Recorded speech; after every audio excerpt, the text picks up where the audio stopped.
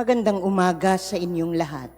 Malugod na pagtanggap sa St. Joseph Parish Gagalangin sa ika-6 ng umagang banal na misa sa pagdiriwang ng liturhiya ngayong Biyernes ng ika-18 linggo sa karaniwang panahon.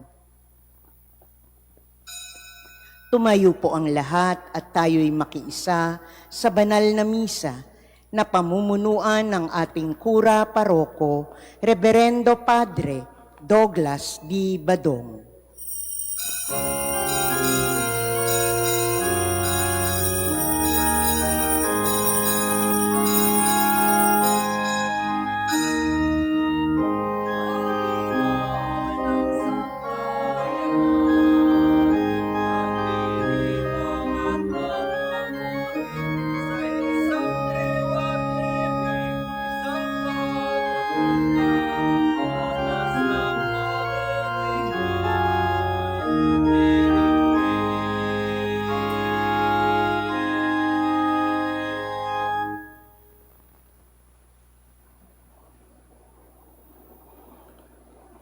Sa ngalan ng Ama at ng Anak at ng Espiritu Santo. Amen. Ang pagpapala ng ating Panginoong Hesukristo, ang pag-ibig ng Diyos Ama, at ang makikipagkaisa ng Espiritu Santo naway sumainyong lahat. At sumaiyo rin.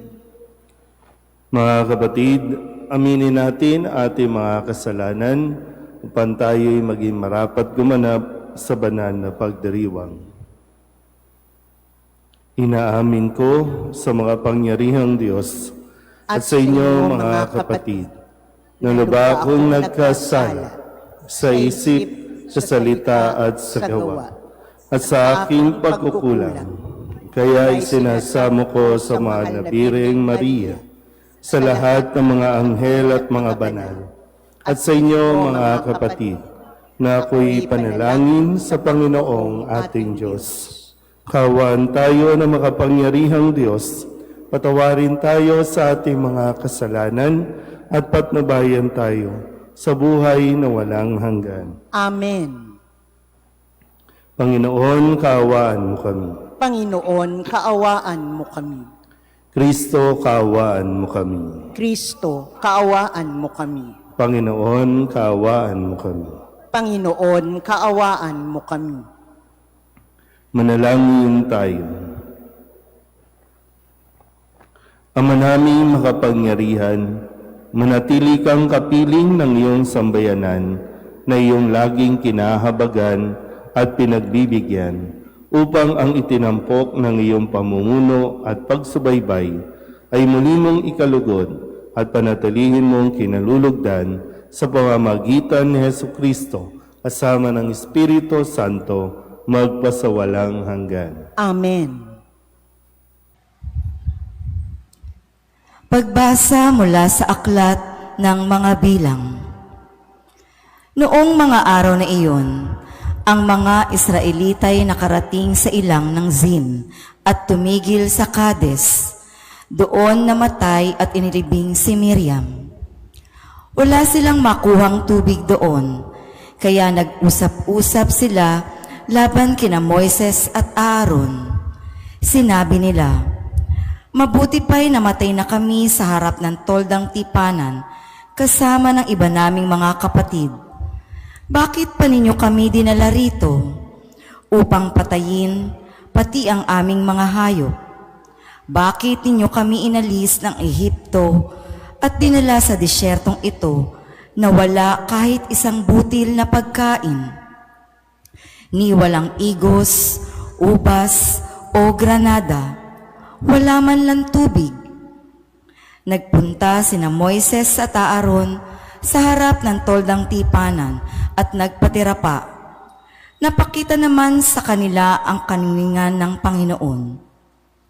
Sinabi ng Panginoon kay Moises, dalhin mo ang tungkod ni Aaron, isama ninyo ni Aaron ang buong bayan sa harap ng malaking bato. Pagdating doon, magsalita ka sa bato at lalabas ang tubig para sa bayan at sa kanilang kawan. Kinuha nga ni Moises ang tungkod sa harap ng kaban ng tipan. Tinipon ni na Moises at Aaron sa harap ng malaking bato ang buong bayan. Sinabi niya, "Makinig kayo, mga mapanghimagsik. Ibig ba ninyong magpabukal kami ng tubig sa batong ito?" Pagkasabi noon, makalawang pinalo ni Moises ang bato sa pamamagitan ng tungkod. Bumukal ang masaganang tubig at nakainom ang bayan, pati ng kanilang kawan. Ngunit pinagsabihan ng Panginoon sina Moises at Aaron. Wika niya, "Dahil sa kakulangan ng inyong pagtitiwala na ipakikilala ang aking kabanalan sa harapan ng bayan, hindi kayo makararating sa lupaing ibibigay ko sa kanila. Ito ang bukal ng Meriba, ang lugar ng paghihimagsik ng Israel laban sa Panginoon. Ipinakita niya dito ang kanyang kabanalan." Ang salita ng Diyos. Salamat sa Diyos. Panginooy inyong dinggin, huwag niyo siyang salungatin. Panginooy inyong dinggin, huwag niyo siyang salungatin. Tayo ay lumapit sa ating Panginoon. Siya ay awitan, ating papurihan. Ang batong kublihan natit kalakasan. Tayo ay lumapit sa kanyang harapan na may pasalamat. Siya ay purihin ng mga awiting may tuwa at galak. Panginooy inyong dinggin, huwag niyo siyang salungatin. Tayo ay lumapit sa kanya'y sumamba at magbigay galang. Lumuhod sa harap nitong Panginoong sa ati lumalang. Siya ang ating Diyos. Tayo ay kalinga niyang mga hirang. Mga tupa tayong inaalagaan. Panginooy inyong dinggin, huwag niyo siyang salungatin. Ang kanyang salita ay ating pakinggan. Iyang inyong puso'y huwag patigasin. Tulad ng ginawa ng inyong magulang nang nasa Meriba sa ilang ng Masa. Ako ay tinuksot, doon ay sinubok ng inyong magulang. Bagamat nakita ang aking ginawang silang nakinabang. Panginooy inyong dinggin, huwag niyo siyang salungatin. Tatayin na po ang lahat.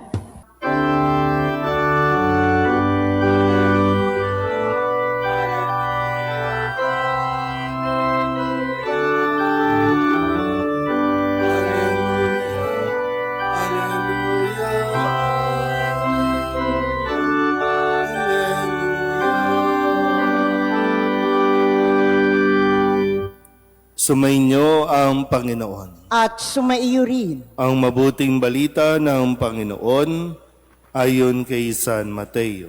papuri sa iyo, Panginoon. Noong panahong iyon, sinabi ni Jesus sa kanyang mga alagad, "Kung ibig ninumang sumunod sa akin, limutin niya ang ukol sa kanyang sarili. Pasanin ang kanyang krus at sumunod sa akin. Ang naghahangad na magligtas ng kanyang buhay ay siyang mawawalan nito. Ngunit ang mag-alay ng kanyang buhay alang-alang sa akin ay siyang magkakamit noon. Ano nga ang mapapala ng isang tao? Makamtan man niya ang buong daigdig, kung ang katumbas naman nito'y ang kanyang buhay. Ano ang maibabayad ng tao para mabalik sa kanya ang kanyang buhay? Sabagat darating ang anak ng tao na taglay ang dakilang kapangyarihan ng kanyang ama at kasama ang kanyang mga anghel. Sa panahong yaoy, gagantihin niya ang bawat tao ayon sa kanyang ginawa. Sinasabi ko sa inyo, may ilan sa inyo rito na hindi mamamatay hanggat di nila nakikita ang anak ng tao na pumaparito bilang hari. Ang mabuting balita ng Panginoon. Pinupuri ka namin, Panginoong Heso Kristo. Isang magandang umaga po sa inyong lahat. Ngayon po ay Biyernes ng ika-18 linggo sa karaniwang panahon. At nawa, kasabay ng pagbuhos ng ulan, ay ang biyaya na ibinibigay o matatanggap natin mula sa Panginoon. Ang ating ebanghelyo ay naglalahad ng isang paanyaya, patuloy na nag-aanyaya ang Diyos, pero hindi rin naman niya ito basta na lang ibibigay na yung minsan para maka-recruit, para maka-invite, minsan yung may tinatawag tayo mga sugar coating, pampa-attract, para maraming sumunod, kailangan talaga catchy, kailangan maganda sa paningin, may i-offer kang maganda para tanggapin. Pero dito, sa kanyang paanyaya, open to all, pero kailangan malinaw sa mga susunod kung ano ang kanilang papasukin. Kaya nga sabi ni Kristo, kung sino man ang nais sumunod sa akin. Ulitin ko po, ang paanyaya lagi ni Jesus ay bukas para sa lahat, pero hindi ibig sabihin inanyayahan ka o tinanggap ka ay privilege na yung iyong,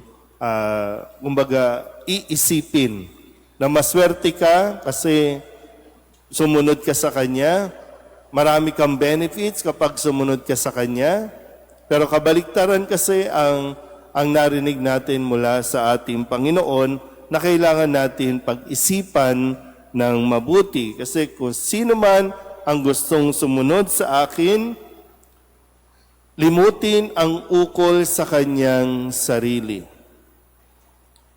Limutin ang ukol sa kanyang sarili. So maraming detachment, lalo pa sa panahon ngayon na talagang maraming iniaalok ang mundo na nagsasabing para maging masaya ka, para maging maligaya ka, para ito sa sarili mo. Ibigay mo ito sa iyong sarili. Pero sa konteksto ng pagsunod sa Panginoon, mas marami ang hihingiin sa ating i-renounce o mas maraming hihilingin sa ating alisin. Katulad ng kapangyarihan, kasikatan, kayamanan. Aalisin natin yan at kusa dapat nating gagawin yan.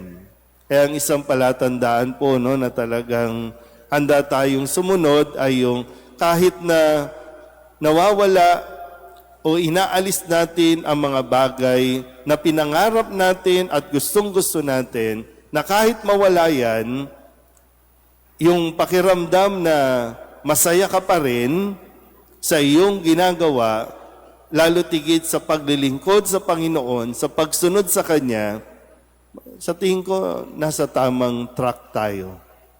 Nasa tamang pagsunod ka.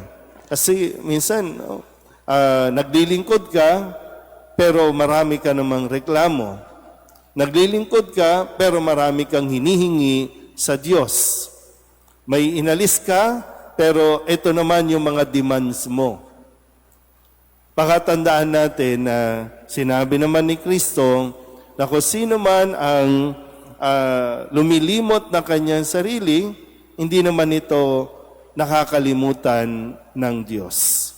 Dahil siya rin naman mismo ang magbibigay ng kailangan natin. Hindi lang ng gusto lang natin, kundi siya ang magbibigay ng kailangan natin at higit pa sa sapat iyon para makasunod tayo sa Diyos. Amen.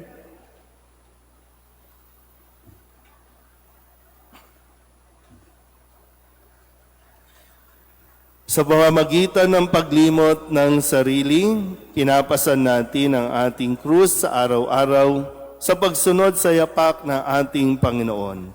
Manalangin tayo upang mapawi ang pagiging makasarili na naghihiwalay sa atin sa Diyos.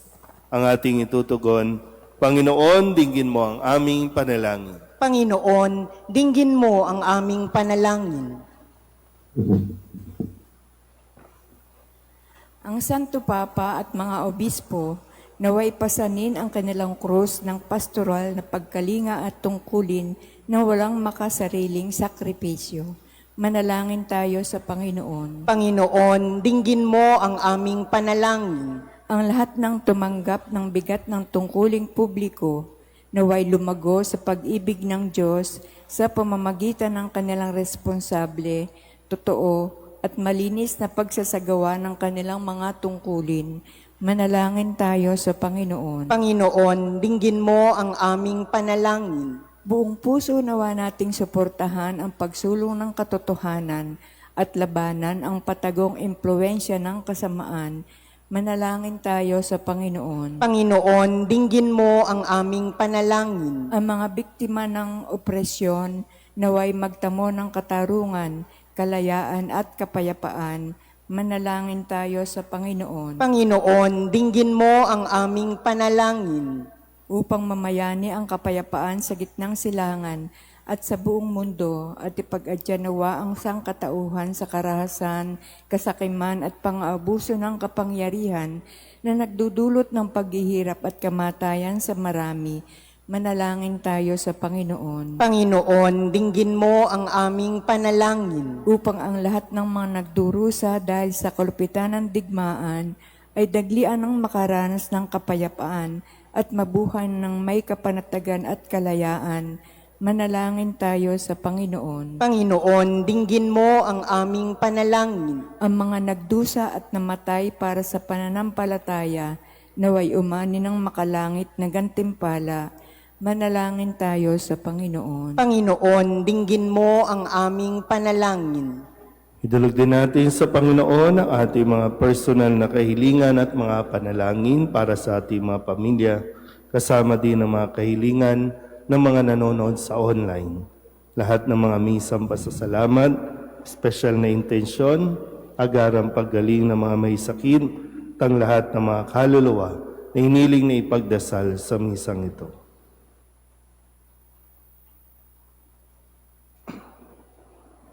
Ang lahat ng ito inihiling namin sa ngalan ni Kristong aming Panginoon. Amen.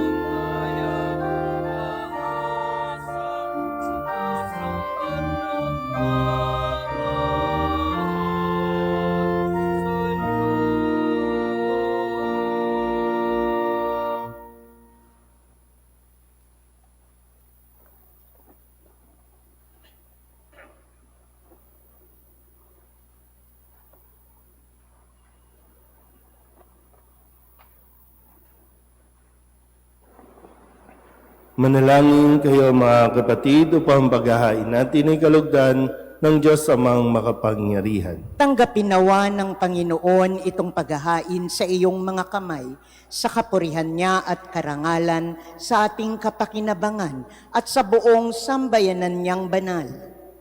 Ama naming lumikha, para mo ng awa, gawin mong banal ang mga alay, naming iyusan ng kalugdan, at kami gawin mong hain sa iyo'y laging nakalaan, sa pamamagitan ni Jesucristo, kasama ng Espiritu Santo, magpasawalang hanggan. Amen. Sumainyo ang Panginoon. At sumaiyo rin. Itaas sa Diyos ang inyong puso at diwa. Itinaas na namin sa Panginoon. Pasalamatan natin ang Panginoong ating Diyos. Marapat na siya'y pasalamatan. Ama naming makapangyarihan, tunay ngang marapat na ikaw ay aming pasalamatan. Pinagbibigyan mong ito'y aming maihayag, kahit na ito'y walang anumang may daragdag sa kadakilaang sa iyo ay likas. Sa pagpupuri namin ang nakikinabang, ay kami ring iyong pinakikiharapan sa pamamagitan ng iyong anak na minamahal. Kaya kaisa ng mga anghel na nagsisiawit ng papuri sa iyo nang walang humpay sa kalangitan, kami nagbubunyi sa iyong kadakilaan.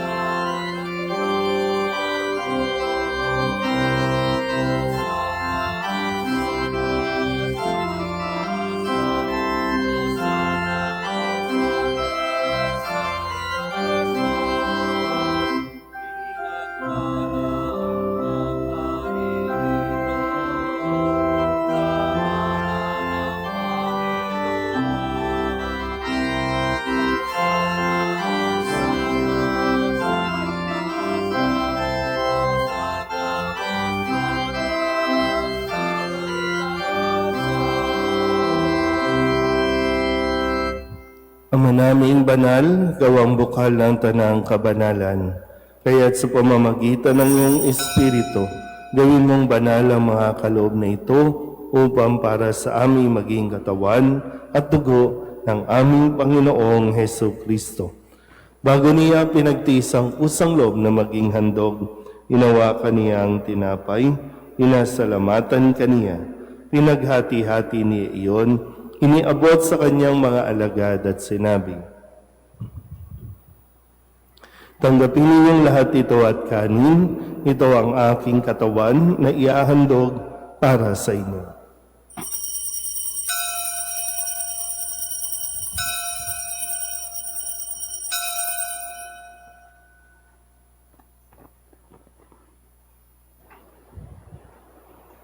Gayun din naman nang matapos ang hapunan, inawakan niya ang kalis, muli kaniyang pinasalamatan. Iniabot niya ang kalis sa kanyang mga alagad at sinabi, "Tanggapin ninyong lahat ito at inumin. Ito ang kalis ng aking dugo, ng bago at walang hanggan tipan. Ang aking dugo na ibubuhos para sa inyo at para sa lahat sa ikapagpapatawad ng mga kasalanan. Gawin ninyo ito sa pag-alaala sa akin."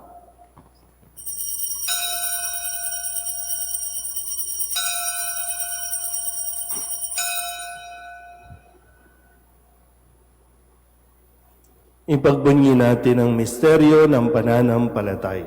Si Kristo'y namatay, si Kristo'y nabuhay, si Kristo'y babalik sa wakas ng panahon. Ama, ginagawa namin ngayon ang pag-alaala sa pagkamatay at muling pagkabuhay ng iyong anak. Kaya tiniaalay namin sa iyo ang tinapay na nagbibigay buhay at ang kalis na nagkakaloob ng kaligtasan. Kami napapasalamat dahil kaming iyong minarapat na tumayo sa harap mo para maglingkod sa iyo. Isinasamo namin kami magsasalo-salo sa katawan at dugo ni Kristo ay mabuklod sa pagkakaisa sa pamamagitan ng Espiritu Santo. Ama, lingapin mo ang iyong simbahang laganap sa buong daigdig. Puspusin mo kami sa pag-ibig kay San Leon na aming Papa at ni Jose na aming Obispo at ng Tanang Kaparian. Alalahanin mo si Sandro na tinawag mo mula sa daigdig na ito. Nung siya'y binyagan, siya'y nakaisa ni Kristo sa pagkamatay. Ngayon siya'y pumanaw, naway makaisa siya ni Kristo sa pagkabuhay. Alalahanin mo rin ang mga kapatid naming nahimlay na may pag-asang sila'y muling mabubuhay, gayon din ang lahat ng mga pumanaw. Kawaan mo sila at patuloyin sa iyong kaliwanagan. Kawaan mo at pagindapating kaming lahat na makasalo sa iyong buhay na walang wakas. Kaysa ng mahal na Birheng Maria na ina ng Diyos, ng kabiyak ng puso niyang si San Jose, kaysa ng mga apostol at ng lahat ng mga banal na namuhay dito sa daigdig ng kalugod-lugod sa iyo, may pagdiwang nawa namin ang papupuri sa ikararangal mo sa pamamagitan ng iyong anak na aming Panginoong Heso Kristo. Sa pamamagitan ni Kristo, kasama niya at sa Kanya, ang lahat ng parangal at papuri ay sa iyo, Diyos Amang makapangyarihan, kasama ng Espiritu Santo, magpasawalang hanggan.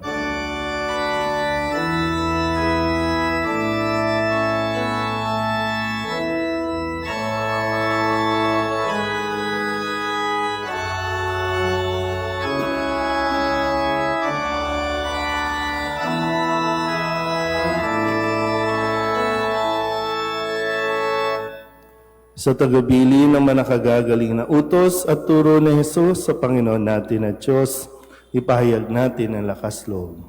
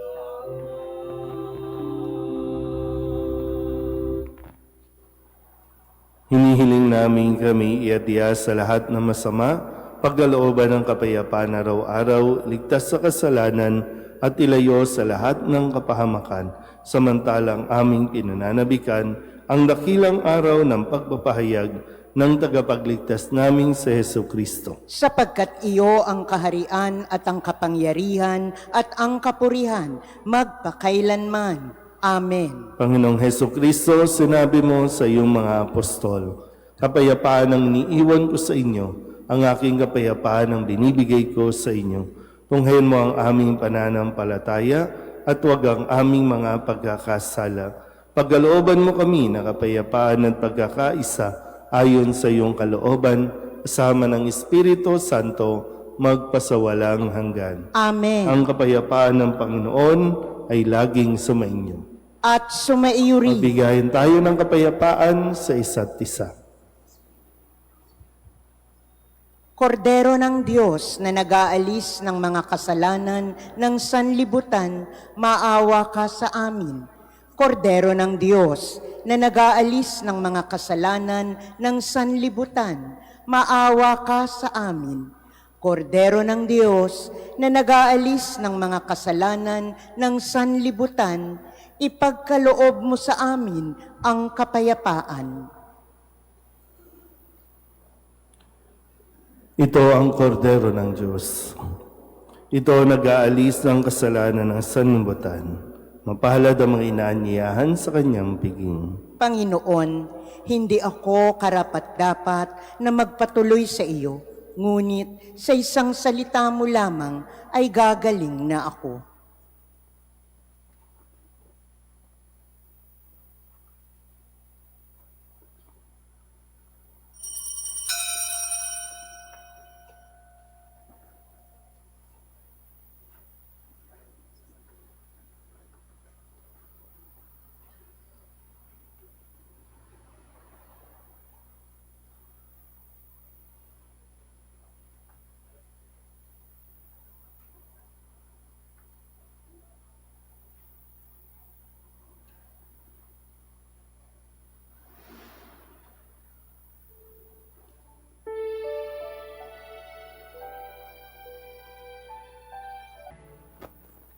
Magsiluhod po ang lahat para sa panalangin kay San Jose. Abang tagapangalaga ng tagapagligtas, kabiyak na puso ng mahal na Birheng Maria, sa iyo ipinagkatiwala ng Diyos ang kaisa-isa niyang anak. Sa iyo nagtiwala si Maria. Sa piling mo, si Kristo'y naging tao. Maging ama ka rin sa amin, pinagpalang Jose, at gabayan mo kami sa landas ng buhay. Ihingi mo kami ng biyaya, awa at tapang, at ipagtanggol kami sa lahat ng masama. Amen. Tatayo na po ang lahat. Manalangin tayo. Ama naming mapagmahal, kaming pinapagsalo mo sa banal na pakikinabang ay iyong tuwangan sa ginagawa namin sa araw-araw. Upang kaming hindi mo pinagkakaitan ng pagsubaybay, ay gawin mong maging marapat sa lubos na kaligtasan sa pamamagitan ni Jesucristo kasama ng Espiritu Santo magpasawalang hanggan. Amen. Sumainyo ang Panginoon. At sumaiyo rin. At pagpalain kayo ng makapangyarihang Diyos, Ama at Anak, at Espiritu Santo. Amen. Tapos na ang banal na misa, humayo tayo sa kapayapaan ni Kristo. Salamat sa Diyos. Magandang umaga po.